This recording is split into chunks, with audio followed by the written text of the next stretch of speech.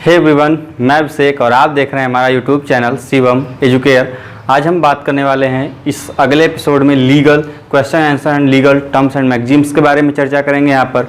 तो आज की वीडियो शुरू करने से पहले हम आपसे एक बात कहना चाहेंगे कि इस वीडियो को जो लोग केवल क्लिक करके पढ़ना चाहते हैं, पूरी वीडियो नहीं देखना चाहते हैं, तो प्लीज़ अभी आप चले जाएं। आपका कोई फ़ायदा नहीं होगा, क्योंकि सभी के सभी इंपॉर्टेंट है। आप यदि एक या दो देखते हैं तो कोई चीज़ें नहीं है। तो यदि आप वीडियो को पूरा देखते हैं तभी वीडियो को पूरा देखिए, नहीं तो प्लीज़ चले जाइए, इसका कोई मतलब नहीं निकलेगा। तो आज की वीडियो शुरू करते हैं। तो आज का जो सबसे पहला हमारा जो टॉपिक है, जो टर्म है, वह है क्या? डिक्टम। अब यह जो डिक्टम वर्ड है ये क्या है? ये कई बार एग्जाम में पूछा गया है। तो ध्यान दीजिए कि जब कभी कभी न्यायाधीश या फिर जो जज होता है किसी मामले में अपने निर्णय में कोई एक ऐसी उक्ति मतलब कथन या स्टेटमेंट होता है, कहता है जिसका निर्णय में कोई आधार नहीं होता। अब इसका कहने का मतलब क्या है कि जैसे मान लीजिए कोई केस चल रहा है, तो उस केस में जज फैसला अपना सुना रहा है, न्यायाधीश अपना फैसला सुना रहा है, लेकिन उस फैसले के सुनाने के दौरान कुछ वह अपने विचार या अपने कथन स्वयं से कहता है जिसका उस फैसले को लेकर कोई लेना देना नहीं होता। तो वह जो कथन या वह विचार, जो उक्ति वह कहता है, जो स्टेटमेंट कही जाती है उसके द्वारा उस समय, जिसका कोई मतलब कोई भी जुड़ाव उस केस से संबंधित नहीं है, वही चीज क्या कहलाती है? डिक्टम कहलाती है। बात समझ गए होंगे कि किसी मुकदमे में न्यायाधीश द्वारा अपने फैसले को सुनाने के दौरान कुछ ऐसा वक्तव्य कहा जाए जिसका उस फैसले में कोई आधार ना हो, वही स्टेटमेंट क्या कहलाता है? डिक्टम कहलाता है। सिंपल था, समझ गए होंगे। अगला जो हमारा टर्म है आज का, वह है सिविल लॉ। तो सिविल लॉ से पूछा प्रश्न किया जाता है कि सिविल लॉ निम्नलिखित में से किससे संबंधित है? Personal law, public law, international law, किससे संबंधित है? तो आप यदि पूछ दे कि सिविल लॉ किससे संबंधित है, तो सिविल लॉ है किससे? निजी अधिकारों। पर्सनल लॉ से संबंधित है कि कौन? Civil law. यदि पूछ दे सिविल लॉ किससे संबंधित है, तो सिविल लॉ निजी अधिकारों से संबंधित है। अगला जो हमारा टर्म है आज का, वह है कि B a law himself. B a law himself का मतलब क्या होता है कि कानून और नियमों को न मानना। यदि हम कानून और नियम को नहीं मानेंगे तो उसके लिए जो एक टर्म है वह है क्या? B a law himself. अगला जो हमारा टर्म है आज का, सिविल मैरिज।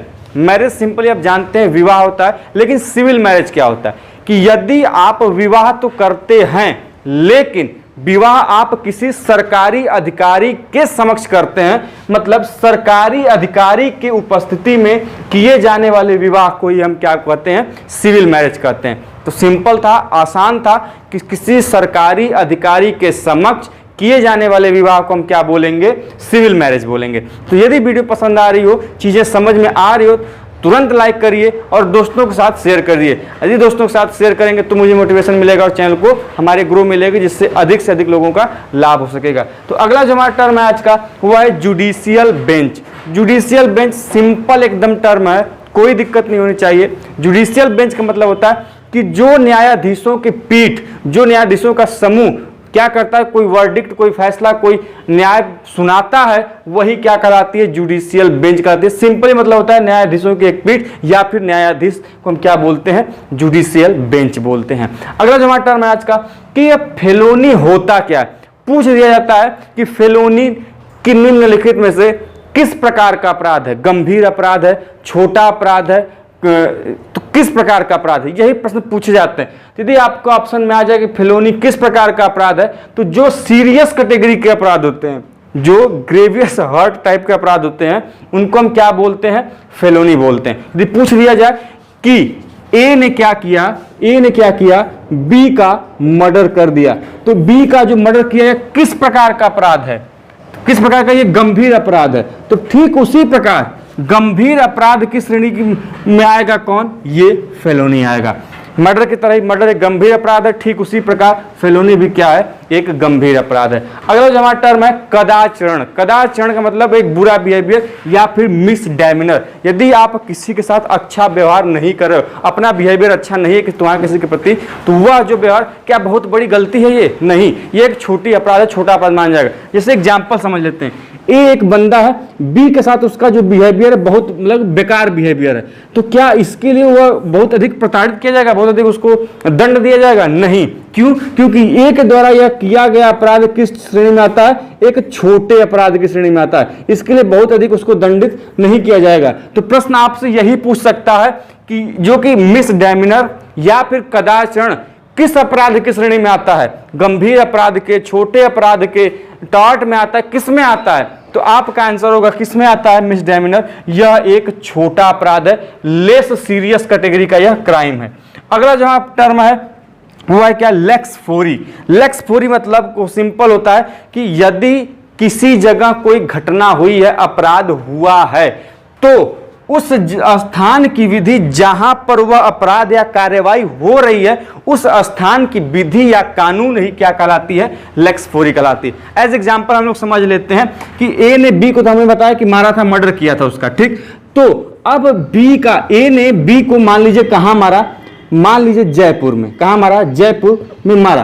तो अब जयपुर की जो विधि या कानून होगी उसके लिए जो एक स्पेशल टर्म है वह क्या है? लेक्स फोरी। मतलब कि जहां पर यह कार्यवाही हो रही है, घटने की कार्यवाही जहां पर होगी, उसको हम क्या बोलेंगे? लेक्स फोरी बोलेंगे। अगला जो हमारा टर्म है वह है इंक्वेस्ट रिपोर्ट। इंक्वेस्ट रिपोर्ट मतलब होता है मृत्यु समीक्षा रिपोर्ट। मतलब किस प्रकार मृत्यु हुई, मृत्यु की कारण क्या थी, इन चीजों की जो रिपोर्ट होती है उसी को हम क्या बोलते हैं? इनक्वेस्ट रिपोर्ट बोलते हैं। मृत्यु का कारण क्या था, मृत्यु इसमें समीक्षा की जाए, अर्थात कौन से ऐसे कारण थे, उनकी जो जानकारी जिस रिपोर्ट में होती है उसको हम बोलते हैं इनक्वेस्ट रिपोर्ट।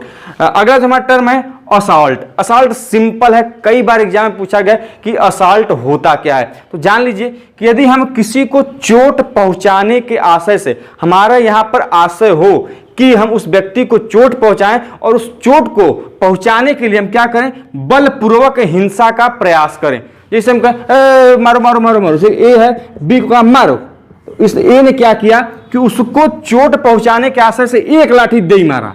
अब एक लाठी दे मारा तो उसको क्या हो गया? ये किस श्रेणी में आ गया? असॉल्ट। मतलब कि किसी को चोट पहुंचाने के आशय से यदि आप उसके ऊपर बलपूर्वक हिंसा करते हो तो वह क्या कहलाता है? असॉल्ट कहलाता है। अगला जो हमारा टर्म है आज का बार। बार का मतलब सिंपली होता है कि एडवोकेट्स का जो समूह होता है, अधिवक्ताओं का जो समूह होता है, वकीलों का जो समूह होता है, वही क्या कहलाता है? बार कहलाता है। इसमें कोई दिक्कत नहीं होनी चाहिए आपको। यदि दिक्कत है तो प्लीज हमें कमेंट बॉक्स में बताइएगा, हमें उत्तर देने में काफी खुशी होगी। अभी तक जो चीजें आपको समझ में नहीं आ रही होंगी तो प्लीज हमें कमेंट बॉक्स में एक बार जरूर बताइएगा, या फिर कोई ऐसा टॉपिक जो आपको कंफ्यूजन में अभी तक हो, जो चीजें क्लियर नहीं हो पा रही हैं, तो हमें कमेंट बॉक्स में बताइए। हम जरूर आपकी सहायता करेंगे, चाहे वीडियो बनाकर, चाहे आपको कमेंट बॉक्स में उसका रिप्लाई देकर, किसी भी तरीके से आपके हर एक क्वेश्चन का निराकरण किया जाएगा। अगला जो हमारा टर्म है वो है क्या? बोनावेंटिया। बोनावेंटिया मतलब क्या होता है कि वस्तु जिसका कोई मालिक ना हो। कोई एक ऐसी वस्तु जिसका कोई भी मालिक ना हो, कोई ओनर ना हो, उसके लिए जो टर्म है वह क्या? बोनावेंटिया है। अगला जो हमारा टर्म है आज का lex loci. Law of the land या फिर राष्ट्र का कानून हम क्या जानते हैं, उसको किस टर्म से जानते हैं? लेक्स लोसी के नाम से जानते हैं। यह जो टर्म है लेक्स लोसी कई बार पूछा गया है प्रीवियस ईयर के एग्जामों में, तो इसलिए यह काफी इंपॉर्टेंट है। अब यहां पर आगे दो टर्म आ रहे हैं, काफी इंपॉर्टेंट है, डॉली इन कैपेक्स और डॉली कैपेक्स। यदि आप पढ़े होंगे आईपीसी का जनरल एक्सेप्शंस, जो अपवाद है जो 76 से 102 तक वर्णित है, यदि आप उसको पढ़े होंगे आईपीसी में तो उसमें आपको यह देखने को दोनों टर्म मिल जाएंगे। इससे प्रश्न अधिकतर एग्जाम में पूछे गए, इसीलिए हमने यहाँ पर इसकी चर्चा की है कि डॉली इन कैपेक्स और डॉली कैपेक्स क्या होते हैं। अब देखिए, अब हम उसको समझेंगे एकदम सिंपल से कि एक बच्चा है, दो बच्चे हैं, ए और बी, दो बच्चे हैं। ए जो है उसकी उम्र कितनी है? 6 वर्ष है, और बी उसकी उम्र क्या है? 8 वर्ष है। अब ए ने कोई क्राइम कमिट किया तो उसके लिए जो टर्म होगा वह पहला होगा डॉली इन कैपेक्स, और बी ने कोई यदि क्राइम कमिट किया तो उसके लिए जो टर्म होगा वह क्या होगा, डॉली कैपेक्स। अब पूछेंगे सर ऐसा क्यों, दोनों के लिए अलग अलग क्यों? तो ध्यान दीजिए, हमने यहां पर एक खास उम्र की चर्चा की है। डॉली इन कैपेक्स में जिस बच्चे की आयु क्या होनी चाहिए, 7 वर्ष से कम। ध्यान दीजिएगा, डॉली इन कैपेक्स में बच्चे की उम्र 7 वर्ष से कम होनी चाहिए। 7 वर्ष से जब कोई बच्चा कम होगा और यदि वह क्राइम कमिट करता है, देन उसके लिए जो टर्म है वह क्या, डॉली इन कैपेक्स। मतलब वह क्राइम उसको नहीं माना जाएगा, उसके द्वारा किया गया क्राइम नहीं माना जाएगा, यह अपवाद है। लेकिन जब बच्चा 7 वर्ष से 14 वर्ष के बीच में हो तो उसके लिए जो वर्ड टर्म यूज होगा वह क्या होगा, डॉली कैपेक्स। मतलब 7 वर्ष से 14 वर्ष के बच्चे के द्वारा किया गया अपराध।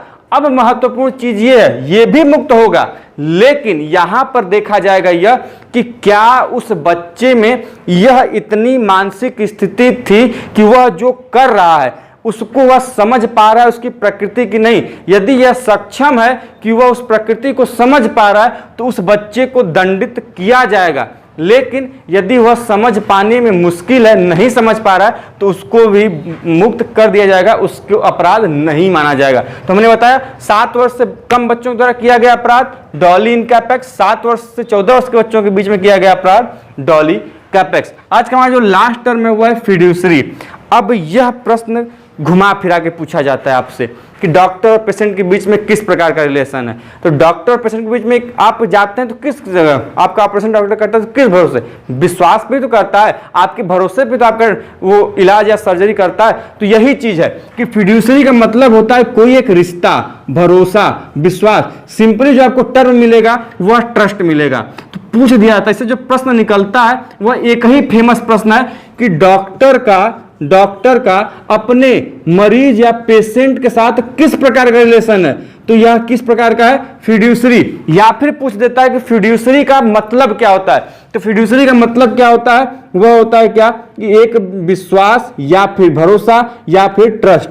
ट्रस्ट को सिंपली मतलब समझ लीजिएगा, फिड्यूसरी का मतलब ट्रस्ट। और ये इंपॉर्टेंट, ये याद रखिएगा, डॉक्टर और मरीज वाला एग्जाम्पल ये पूछा जाता है। तो जिन लोगों को यदि स्क्रीनशॉट लेना चाहते हैं तो ये स्क्रीनशॉट लेके रख लें, साथ ही कॉपी में लिख लें कहीं पर, जिससे कि सभी चीजें आपको एकदम आसानी से क्लियर हो जाएं।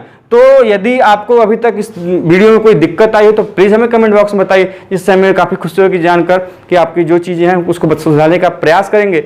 और लास्ट में यही कहेंगे कि इस चैनल को ग्रो करने के लिए अपने दोस्तों के साथ शेयर कीजिए, ज़्यादा से ज़्यादा सब्सक्राइब एवं शेयर करवाइए, जिससे कि अब हमें खुशी मिले और ऐसे ही वीडियो बनाने का मौका मिलता रहे। तब तक के लिए मिलते हैं ऐसे इंटरेस्टिंग वीडियो के साथ नेक्स्ट वीडियो में। तब तक के लिए जय हिंद, जय भारत।